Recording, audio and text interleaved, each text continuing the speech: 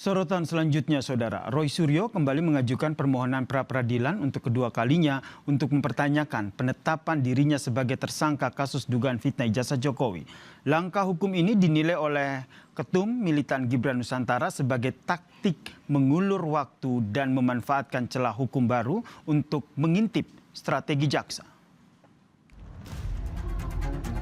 Oleh Universitas Gadjah Mada, ijazah itu asli oleh dokter. Tidak pernah. Ova, tidak ada kata-kata kurang asli, update, Bang. makanya coba buka. Tidak ada kata-kata asli, Bang. Ya, Tidak yang ada. terakhir dari Ibu Ini Ova mengulang-ulangi. di dalam monolognya. Kaset rusak. Membidik keabsahan status tersangka pada 7 November lalu, Roy Suryo kembali mengajukan pra-peradilan kedua terkait kasus dugaan fitnah ijazah Jokowi. Pihak Roy Suryo menilai penerapan pasal 32 dan pasal 35 Undang-Undang ITE oleh penyidik cacat substansi. Dakwaan tersebut dianggap sama sekali tidak nyambung dengan tindakan yang dituduhkan.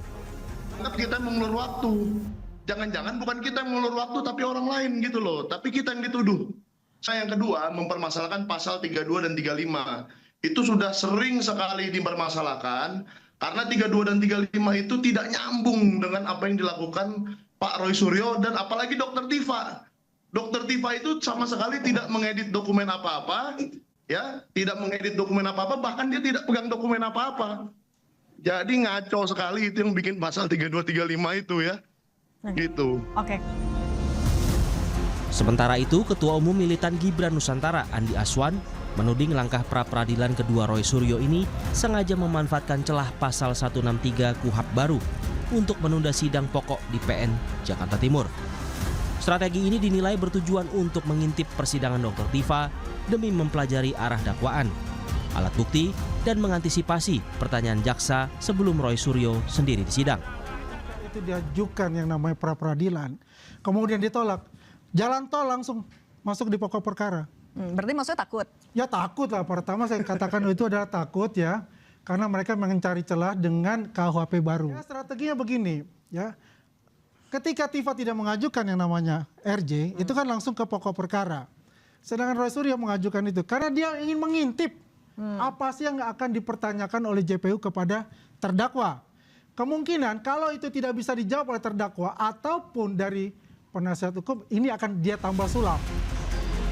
Sebelumnya, Roy Suryo kembali mendaftarkan gugatan pra-peradilan kedua di PN Jakarta Selatan soal penetapannya sebagai tersangka kasus fitnah ijazah Jokowi pada 7 November 2025 lalu. Roy mempertanyakan alasan pemakaian Undang-Undang Informasi dan Transaksi Elektronik atau UU ITE oleh penyidik dan jaksa dalam perkara tersebut. Pra-peradilan yang kedua yang nanti akan mempertanyakan ya tentang bagaimana penetapan tersangka yang menggunakan Undang-Undang ITE. Yang sekarang terjadi siapa? Pengupload data elektroniknya saja tidak disentuh sama sekali, namanya Dian Sandi Utama. Itu harus kena dulu, karena dia jelas betul melanggar pasal 32, melakukan transformasi, ya, mentransmisikan. Itu adalah teknologi ELA yang saya pakai, ya. Kemudian itu adalah error level assistance yang kemudian dibacakan di sidangnya Dr. Tifa. Itu adalah hasil uji dari alat yang membaca sesuatu dan ini tidak mengubah sama sekali objek pokoknya. Ijazahnya Jokowi apa berubah?